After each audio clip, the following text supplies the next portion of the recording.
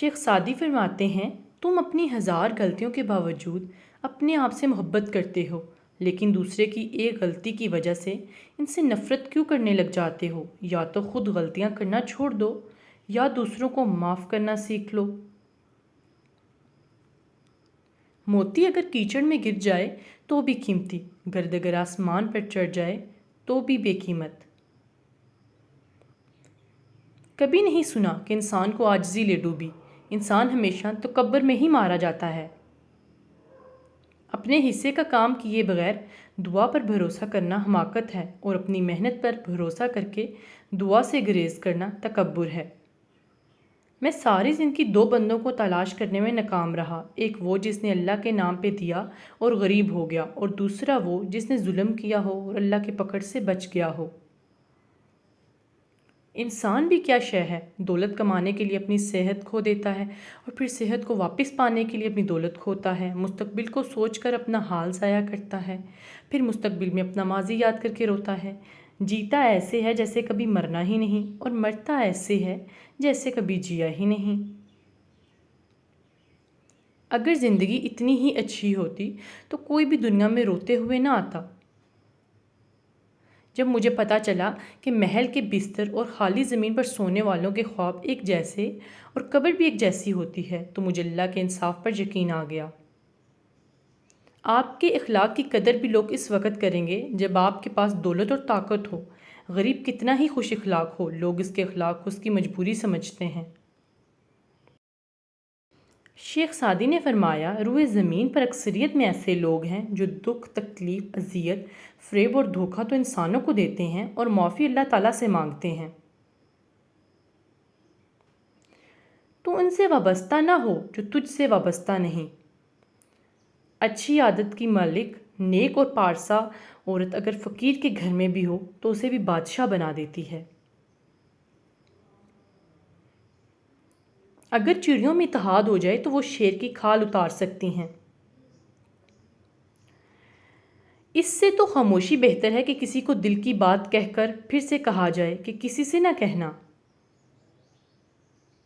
دین غریبوں سے شروع ہوا تھا اور غریبوں میں ہی رہ جائے گا۔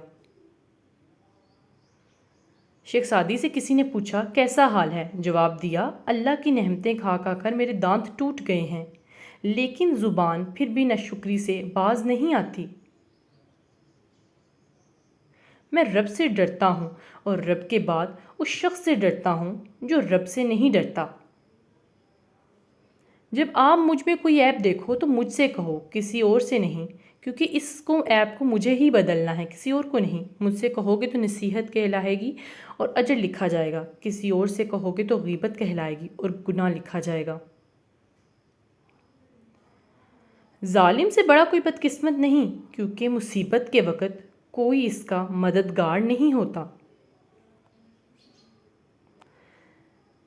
عاجزی میں کامیابی، تکبر میں ناکامی، سچ میں خوشی، جھوٹ میں پریشانی، صبر میں برکت، غصے میں نقصان، گناہ میں بیماری اور استغفار میں شفا ہے۔ کسی کو اتنا پیار دو کہ گنجائش نہ چھوڑو، اگر وہ پھر بھی تمہارا نہ بن سکے تو اسے چھوڑ دو، کیونکہ وہ محبت کا طلبگار ہی نہیں بلکہ وہ ضرورت کا پجاری ہے۔ کوئی شخص روزی اپنی لیاقت اور طاقت سے نہیں حاصل کرتا، اللہ سب کا رازق ہے۔ بڑے بڑے متکبروں اور سرکشوں کو بھی خدا کے سامنے جھکے بغیر چارہ نہیں۔ خدا کے دوستوں کی اندھیری رات بھی روز روشن کی طرح چمکتی ہے۔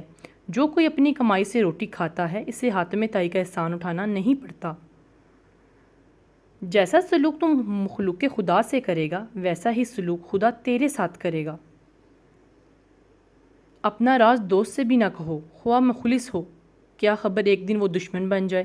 اسی طرح ہر وہ تکلیف جو تم دشمن کو پہنچا سکتے ہو نہ پہنچاؤ، شاید یہی دشمن ایک دن تمہارا دوست بن جائے۔ شیر بھوکا مر جانا پسند کرتا ہے، کتے کا جھوٹا کھانا کبھی پسند نہیں کرتا۔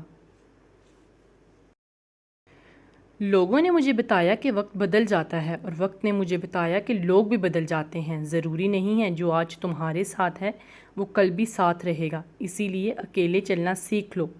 اگر وقت اپنا ہے تو سب اپنے ہیں، ورنہ کوئی اپنا نہیں۔ زمانے کی گردش سے دل برداشتہ نہ ہو، اس لیے کہ صبر اگرچہ کوڑا ہے لیکن اس کا پھل میٹھا ہے۔ تنقید کرنے والوں کو مطمئن کرنے کے لیے اگر آپ پانی پہ چل کر بھی دکھائیں گے تب بھی وہ یہی کہیں گے کہ تیرنا نہیں آتا، اسی لیے چل رہا ہے۔